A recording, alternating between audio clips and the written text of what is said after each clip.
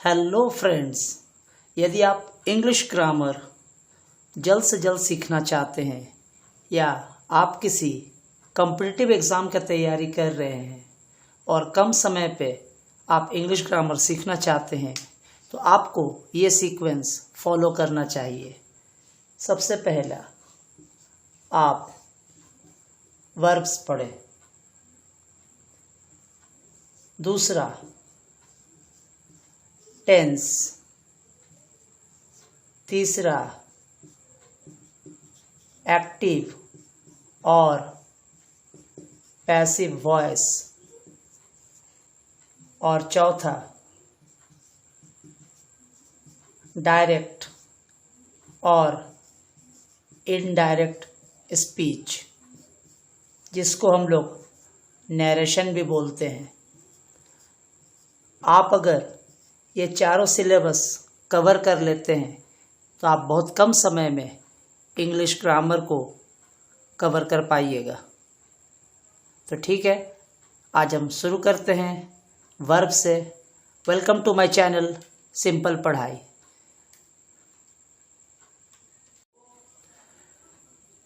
Verb या फिर क्रिया। तो वर्ब या क्रिया किसे कहते हैं? हम लोग कह सकते हैं वर्ब आर एक्शन वर्ड्स, यानी वर्ब ऐसा शब्द है जिससे किसी कार्य का बोध हो। आइए इसे कुछ एग्जाम्पल से समझते हैं। तो यहाँ पे गो जो घर जाने का बोध कर रहा है, दे रीड ए बुक में रीड और लाइक, ये सारे वर्ड वर्ब हैं, या फिर हम कह सकते हैं ये सब एक्शन वर्ड्स हैं। काइंड्स ऑफ वर्ब देखते हैं, यानी क्रिया के भेद।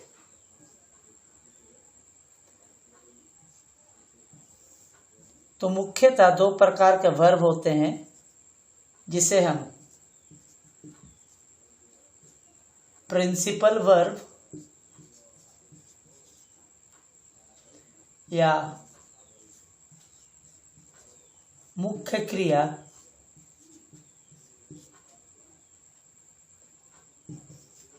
दूसरा ऑक्सिलरी वर्ब या सहायक क्रिया कहते हैं। अब प्रिंसिपल वर्ब दो प्रकार के हो सकते हैं,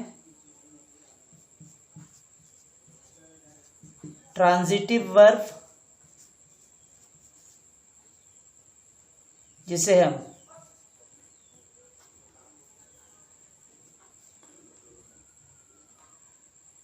सकर्मक क्रिया और इनट्रांजिटिव वर्ब अकर्मक क्रिया भी कहते हैं। प्रिंसिपल वर्ब या मुख्य क्रिया, a verb which is used without any helping verb is called principal verb।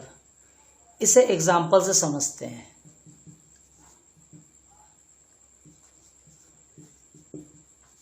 We sing, he run, the girl dances।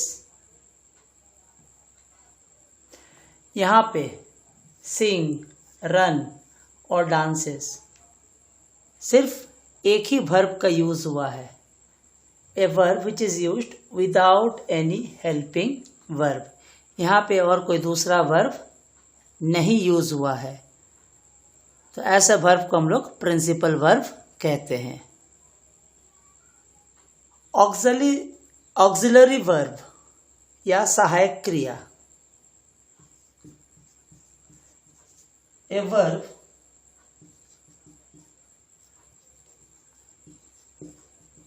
which is used with another verb to make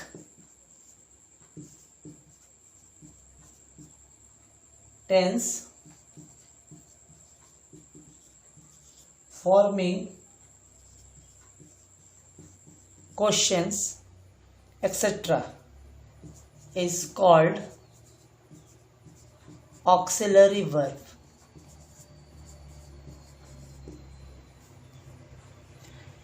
यानी यहाँ पे एक वर्ब को दूसरे और वर्ब के साथ यूज किया जाता है।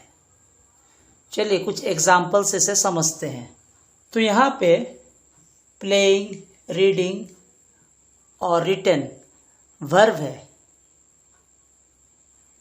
लेकिन प्लेइंग के साथ जो एम है ये ऑक्सिलरी वर्ब है। रीडिंग के साथ इज और रिटन के साथ एज, एम, इज, हैज, इस केस में ऑक्सिलरी वर्ब है।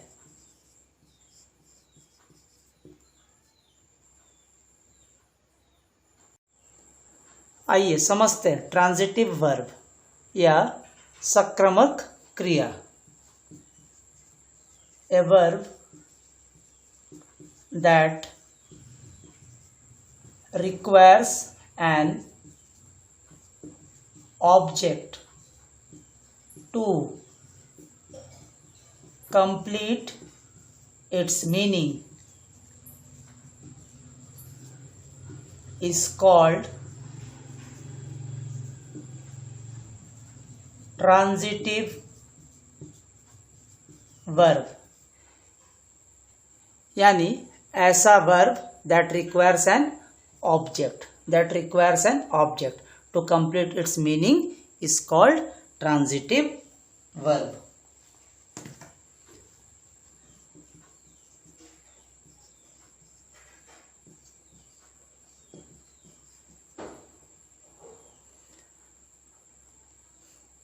यहाँ पे ईट, राइट, प्लेस ये सब ट्रांजिटिव वर्ब है।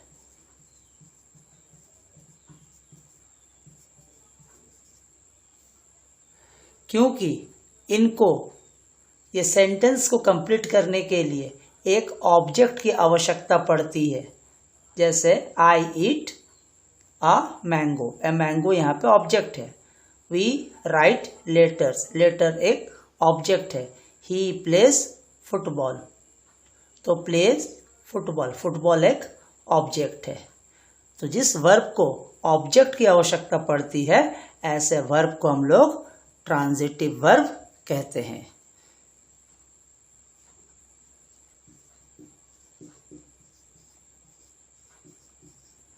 इनट्रांजिटिव वर्ब या आक्रामक क्रिया।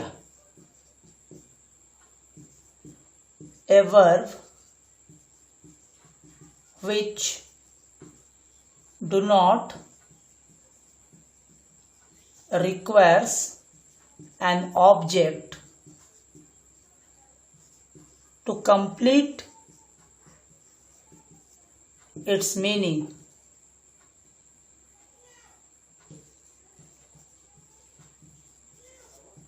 is called intransitive verb।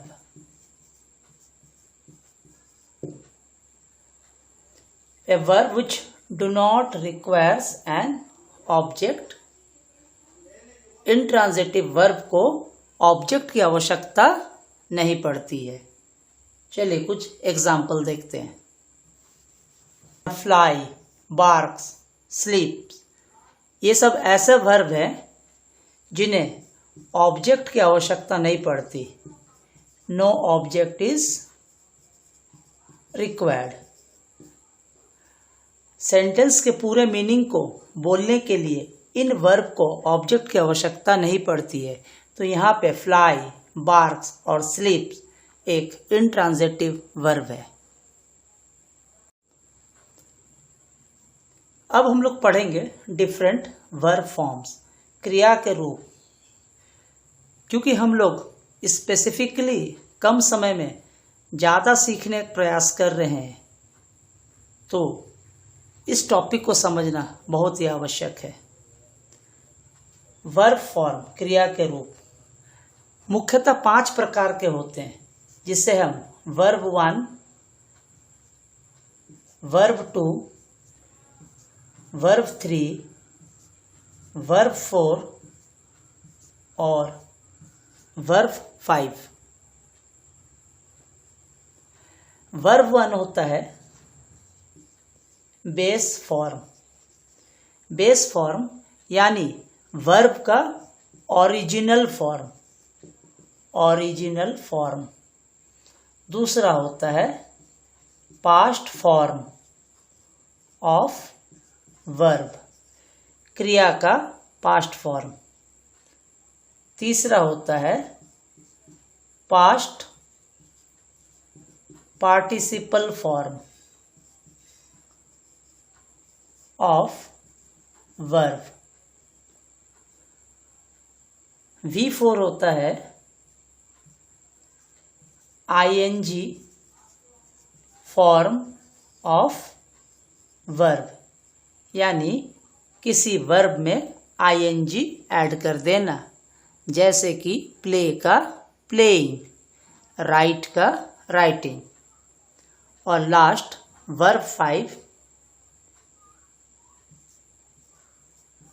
Verb के साथ S या ES ऐड कर देना, वर्ब प्लस S या ES। आइए इन सब के एग्जाम्पल्स देखते हैं। मैंने एक वर्ड लिया प्ले, तो इसका V2 जो पास्ट फॉर्म है वो प्लेड हो जाएगी। Past participle played. V4 ING form यानी प्लेइंग। और V5 प्लेस।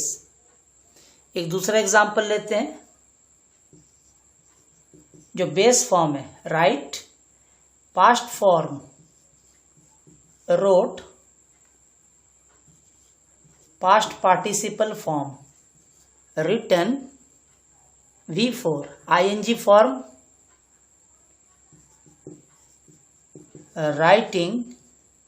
और V5 राइट्स, WRITES। ऐसे आप बहुत सारे एग्जाम्पल्स ले सकते हैं। तो इस केस में हम लोग विशेषकर वर्ब 1, वर्ब 2 और वर्ब 3 के स्टडी करने वाले हैं। अब मैं आपको इस वीडियो में इंग्लिश ग्रामर में सबसे ज़्यादा प्रयोग होने वाले वर्ब का लिस्ट दूंगा। आप इसे नोट डाउन करें, आपके लिए हेल्पफुल होगा। यहाँ पर कुछ ऐसे इंग्लिश के वर्ड्स हैं वर्ब के, जिनका all 3 verb forms are same रहता है, यानी उनका V1, V2 और V3 सेम रहता है। जैसे cut cut cut, hit hit hit, let let let, put put put, read read read. इनका V1, V2, V3 सेम रहता है। फॉर एग्जाम्पल, आप रीड का V4 लिखना चाहते हैं,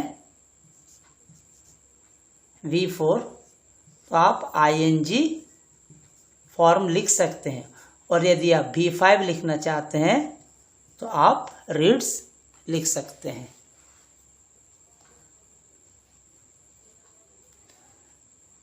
ठीक इसी प्रकार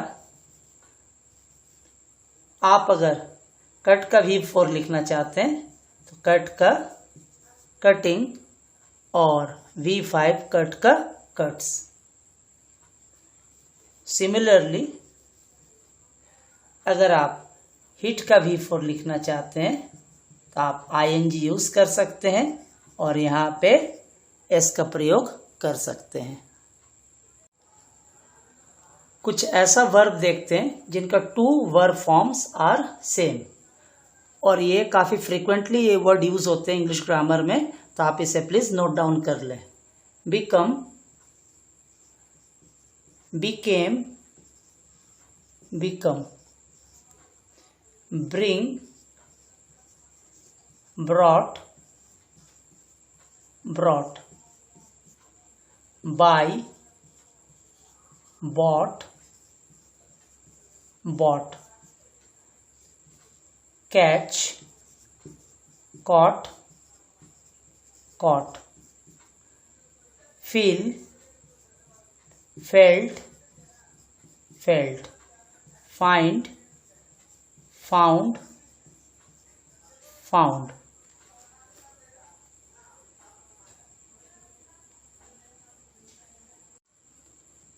get, got, got, have, had, had, hold, held, held, keep, kept, kept, leave, left, left, lose, lost, lost, make, made, made,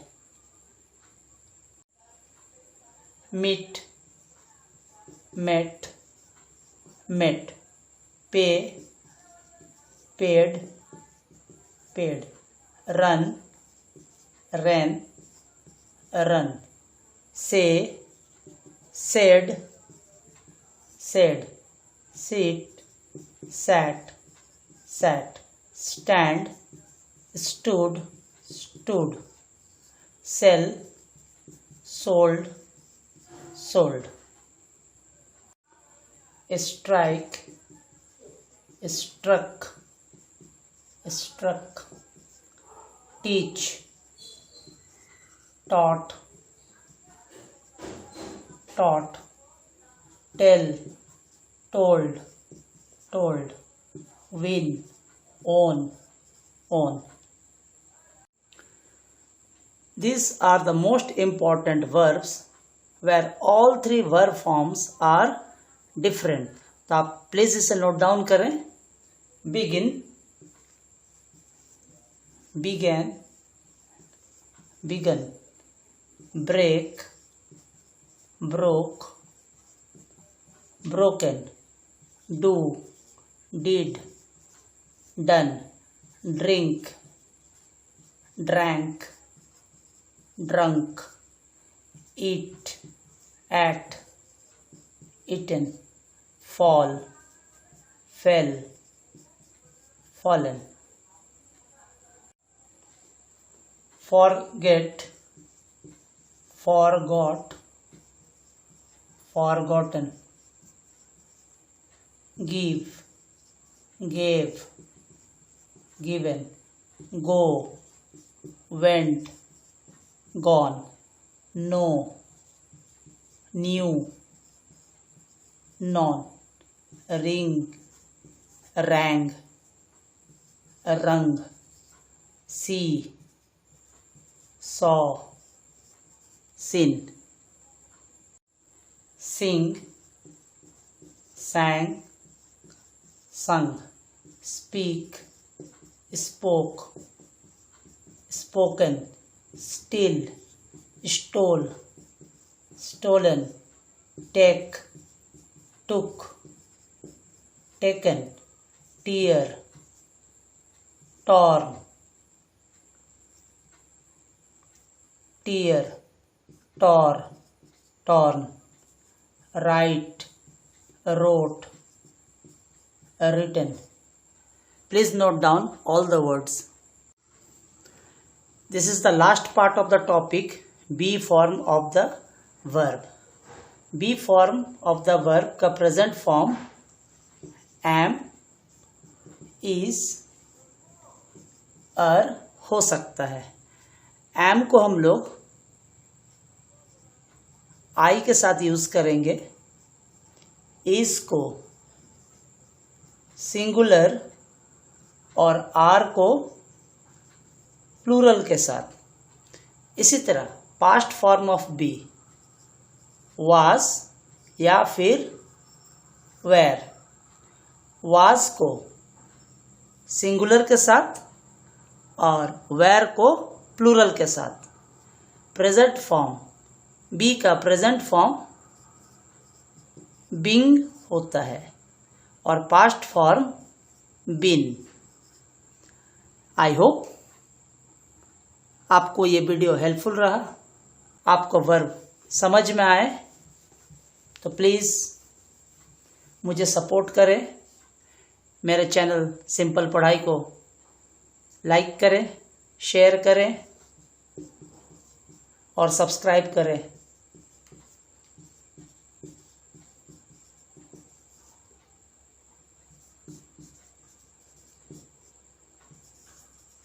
thank you इतना समय देने के लिए। फिर मिलते हैं।